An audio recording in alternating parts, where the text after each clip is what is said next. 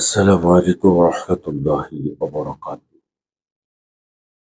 আরবি ব্যাকরণের একটি বাক্য আছে, আরবি পরিভাষার মান জাদ্দা ওয়াজাদা, যে যা চায়, যা পরিশ্রম করে, মুজাহেদা করে, কষ্ট ক্লেশ করে, সে ওটা পেয়ে যায়।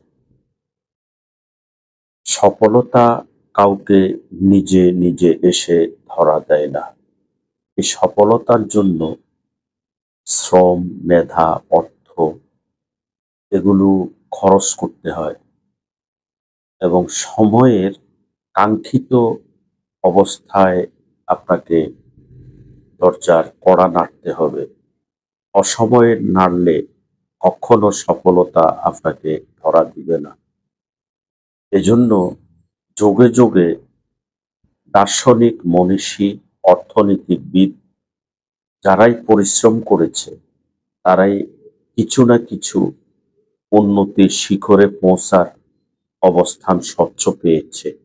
এটাই স্বাভাবিক। আপনি ঘরে বসে থাকবেন, পরিশ্রম করবেন না, আপনি নিজেকে অলসের খাতায় নাম লেখাবেন, তাহলে কখনো না, কশ্চিনকালেও না, সফলতা আসবে না। আর পরিশ্রম কারা করে না? যারা নিষ্কর্মা, অলস এবং পরের দিকে তাকিয়ে থাকে। এই মানুষগুলো না দুনিয়াতে শান্তি পায়, না আখেরাতে শান্তি পায়। এ বিষয়ে অসংখ্য কওল কোরআনুল কারীমে, অসংখ্য কওল হাদিসের মধ্যে এসেছে। আল্লাহ এ সমস্ত অলস, নিষ্কর্মা ব্যক্তিকে পছন্দ করেন না। আসুন না, নিজের দুনিয়া আখেরাতের ভবিষ্যৎ নিজেই গড়ি, চেষ্টা করি। ইনশাআল্লাহ সফলতা আসবেই, এ প্রত্যাশা করছি।